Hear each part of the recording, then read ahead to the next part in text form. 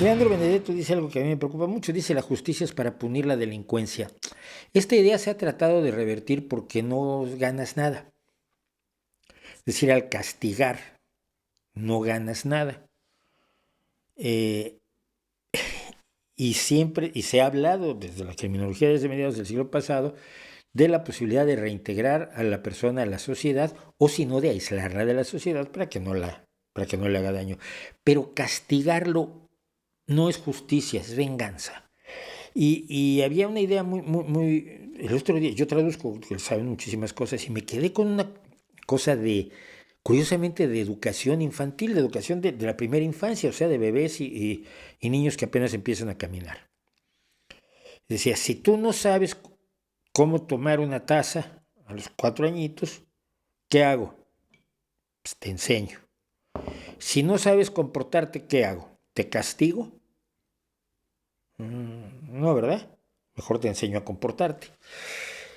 En la gran mayoría de los casos, los delincuentes no lo son de manera habitual. Eh, o delinquen por cuestiones económicas o delinquen por un verdadero error del que se arrepienten al instante después de haberlo cometido. La gran mayoría.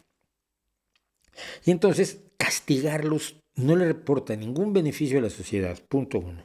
Porque si te reportara un beneficio, dices, bueno, mira, la sociedad está resarciéndose de lo que hizo el delincuente. Pero a la sociedad, salvo la satisfacción de ver a alguien sufriendo, que es una satisfacción bastante cuestionable, a la sociedad no le depara absolutamente ningún beneficio el tener a una persona que esté sufriendo, que esté siendo castigada.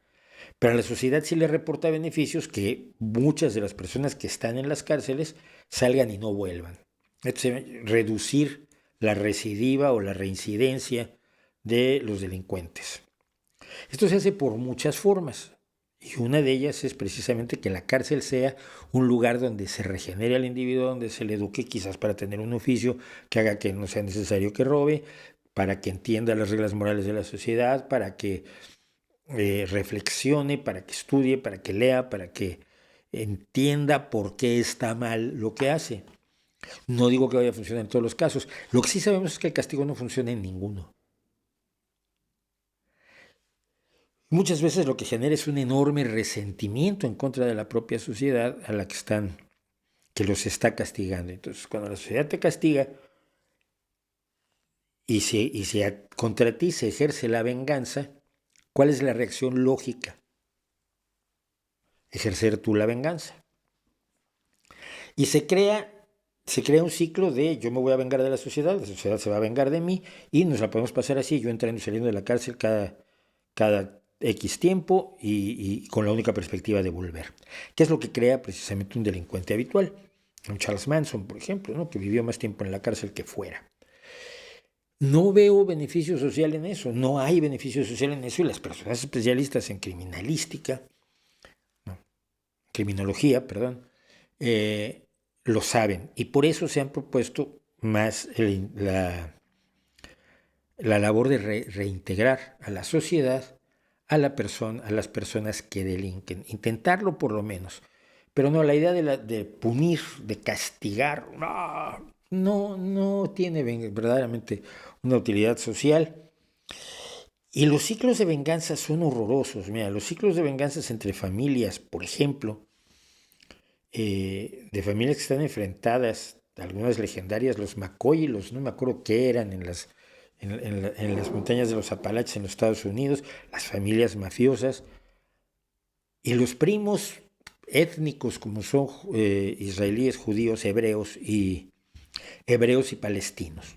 Son prácticamente iguales, pero se están vengando constantemente unos de otros. Es que tú le tiraste un cohete a mis niños. Ya, pero es que tú tiré el cohete porque tú tienes ocupada mi tierra. Ya, pero yo tengo ocupada la tierra porque tú me declaraste la guerra. Ya, pero yo te declaré la guerra porque tú ocupaste esta tierra. Ya, pero es que yo siempre he vivido aquí, tú no me quieres. No, no te quiero porque esa tierra es mía.